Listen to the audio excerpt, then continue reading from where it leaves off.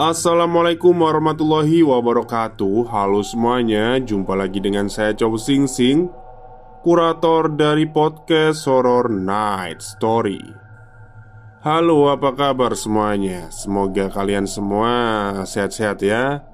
Dan seperti biasanya pada siang hari ini saya kembali dan akan menghadirkan sebuah kisah mistis untuk kalian semua. Kisah mistis kali ini saya datangkan dari treat horornya Mas Karjan Malang yang menceritakan tentang pesugihan. Tapi ini ya, bahasanya ini agak puitis, jadi mohon didengarkan dengan baik-baik. Oke, daripada kita berlama-lama, mari kita simak ceritanya. Ada sebuah berita duka tersebar di satu sekolah. Tersiarlah seorang anak yang duduk termenung seorang diri. Umurnya masih menginjak 14 tahun.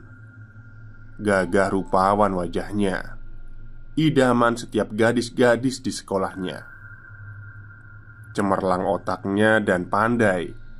Dia pandai bermain musik. Tapi sudah seminggu ini murung, nampak menggelayuti cakap wajahnya. Tiada bicara dan tiada bersemangat juga untuk belajar. Pandangannya kosong dan sebentar-bentar mata-matanya berkaca. Terkadang juga tidak mampu ia membendung air matanya. Beberapa buku belajarnya basah dikarenakan tetesan air mata itu. Banyak temannya yang berusaha untuk menghiburnya, mengajaknya bermain. Tapi ternyata tidak ada seorang pun yang sanggup untuk membujuknya. Akhirnya pasrahlah mereka. Ditinggalkannya dia sendirian. 3 hari berlalu. Kemudian tersiarlah juga dari mulut beberapa temannya bahwa bapak dari anak itu telah meninggal dunia. Kematiannya tidak wajar, yaitu dengan jalan membunuh dirinya sendiri. Mendengar berita tersebut, terkejut juga semua yang turut mendengarnya. Memanglah kehendak takdir mau dikata apa. Kita manusia terkadang tidaklah sanggup untuk menolak suratan takdirnya.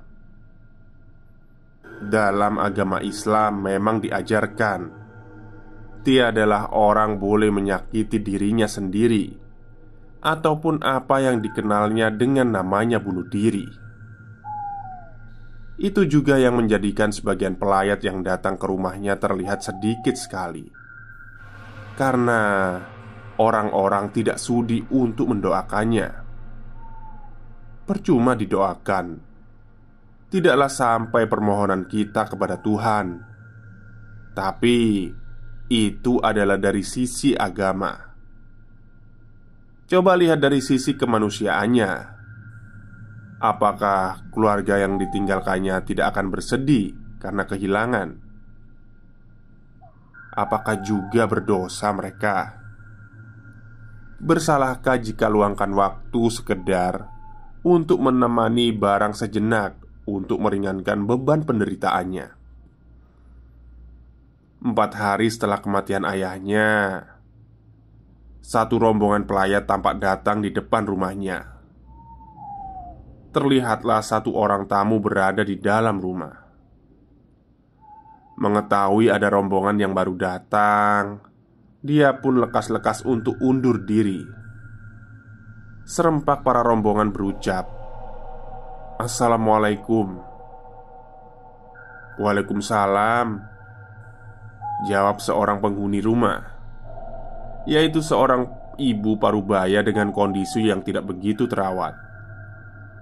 Rambutnya sedikit acak-acakan dan pakaiannya juga tidaklah begitu nyaman untuk dipandang.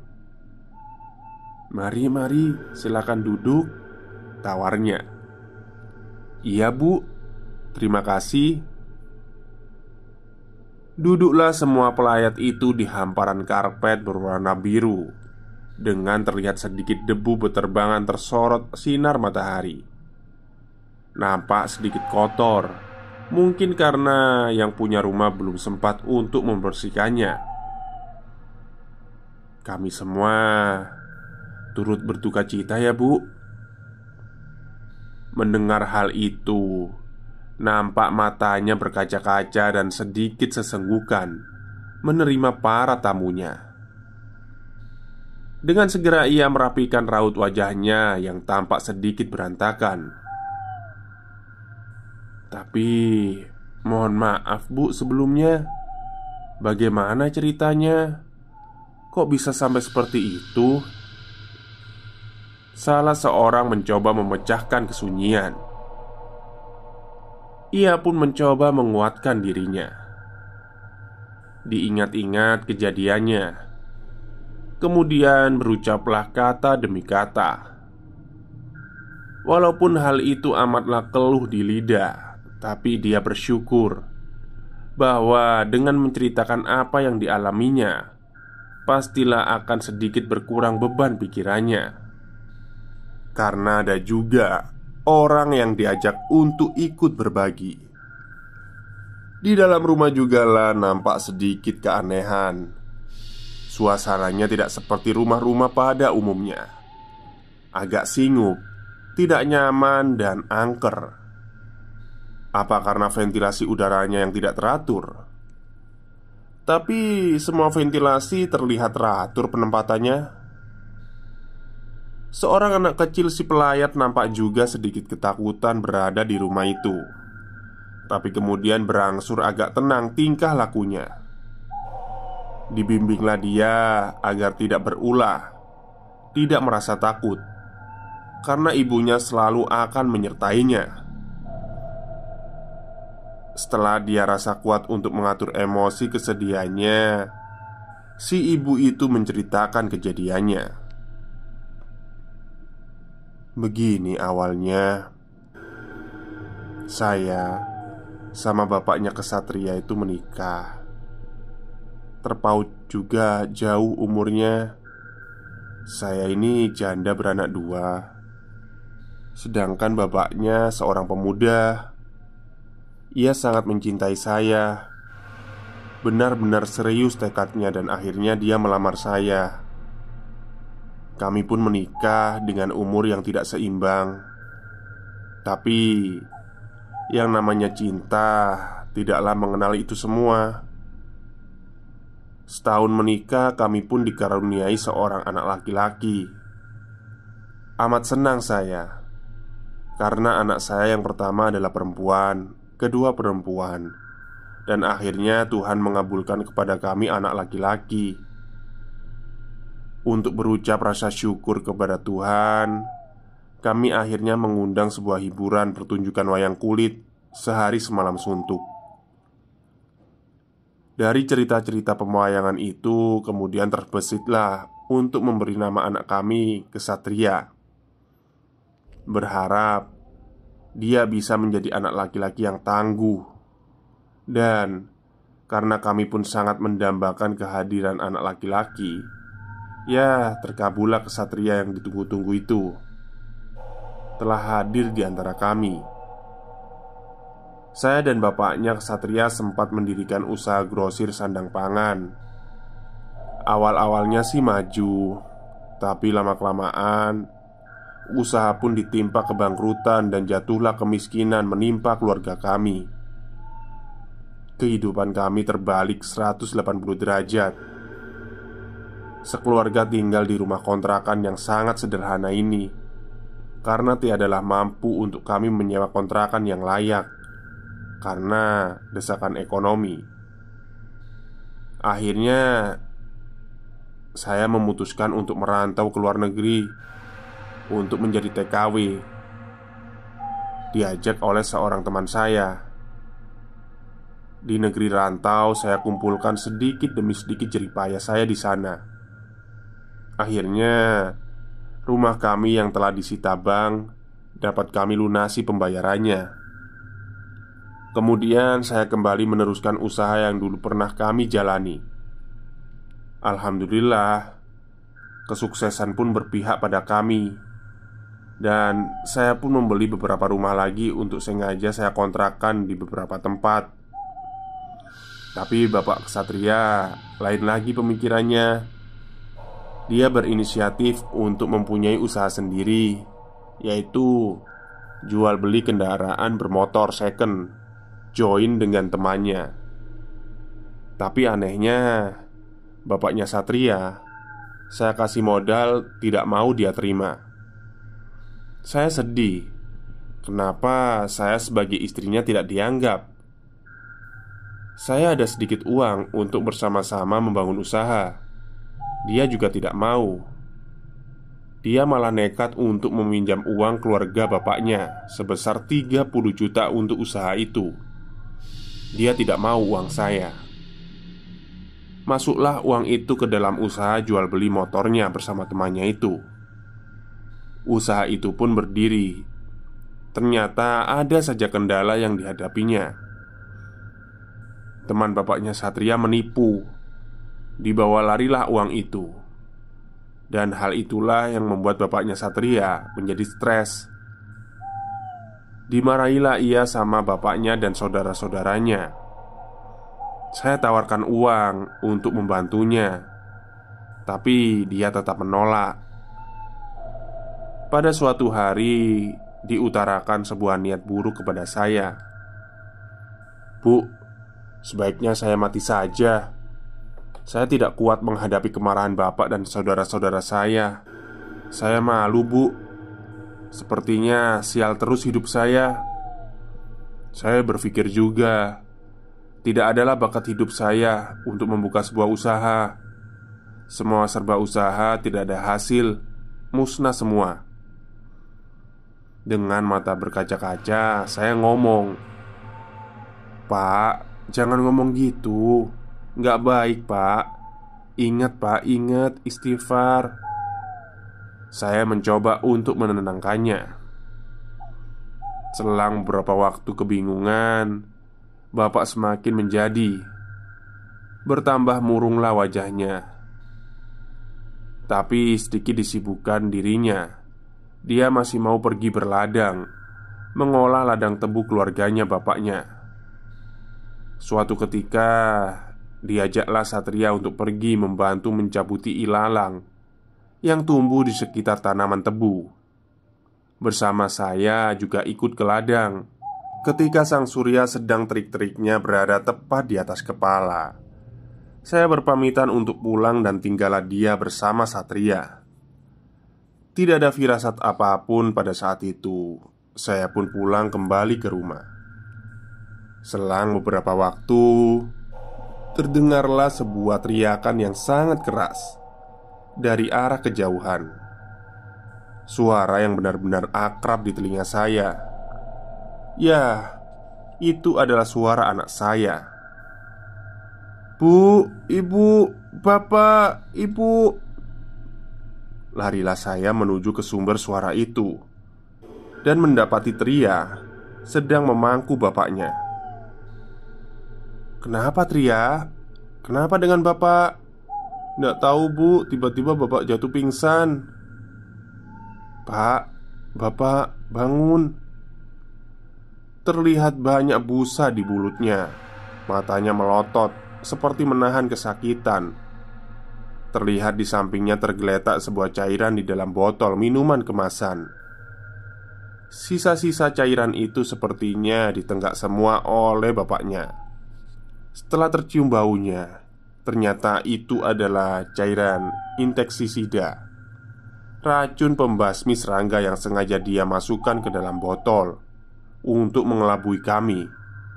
Ya, bapak telah meminum racun itu. Segeralah saya membawa ia ke rumah sakit. Dengan bantuan pihak rumah sakit, sedikit tertolonglah dia dengan suara terputus-putus. Dia pun berkata, "Ibu." "Iya, Pak." Nampak Tria memeluk dada bapaknya. Maafkan aku, Bu. Aku berbuat seperti ini karena aku gak kuat lagi menerima ini semua. Kasihan Tria, Pak. Kalau Bapak gak ada. Tiba-tiba mendadak tubuhnya menggigil dingin sekali. Suhu seperti pada es lemari. Pucat wajahnya putih seperti kapas. Kemudian terdengar kembali lirih suaranya. "Bu, aku dingin sekali, Bu. Selimuti." Aku peluk dia. Dan terlihat Ria hanya bisa menangis terisak-isak di bawah telapak kaki bapaknya. Waktu pun berlalu. Apalah mau dikata, tiada kuatlah badannya untuk menolak racun-racun yang telah ia tenggak sendiri itu. Walaupun sudah banyak masuk penangkal racun yang ia minum, darahnya sudah bercampur dengan racun serangga.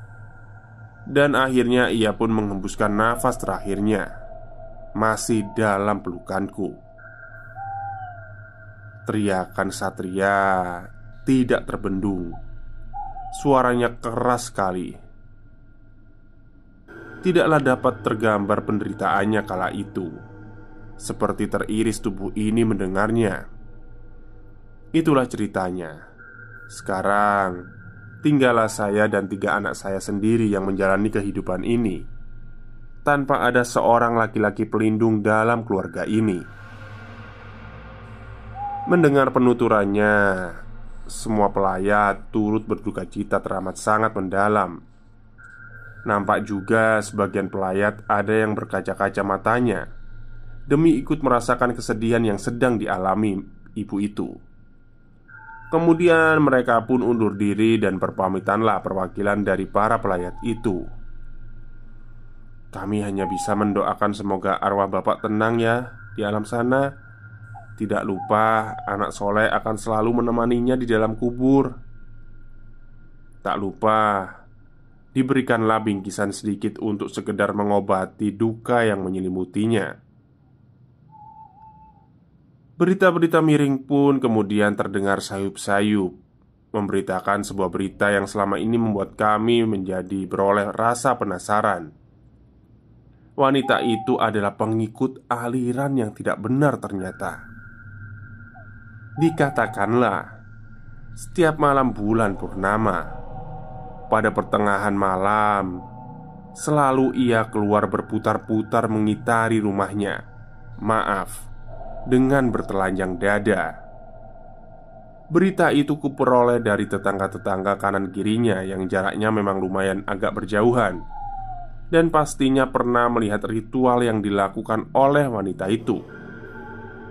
Sampai-sampai dibuatlah kesimpulan bahwa kekayaan yang diperoleh selama ini adalah hasil pesugihan yang berhasil membuat wanita itu dapat membeli rumah dan membeli kontrakan di mana-mana. Lancar usahanya, sehingga melebihi kekayaannya dibandingkan dengan pengusaha-pengusaha lainnya yang lebih dulu memperoleh kesuksesan itu. Apakah itu tidak benar-benar membuat kecurigaan seseorang? Mereka sebut wanita itu telah memperoleh ilmu pesugihan yang selama ini dijalankannya. Keluarlah sebuah perjanjian antara manusia dengan roh gaib akan kekayaannya itu. Dilakukanlah dengan jalan memberikan persembahan tumbal dari salah satu anggota keluarganya.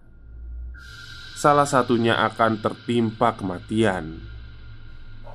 Aku sendiri tiadalah sedikit pun mempercayai hal itu.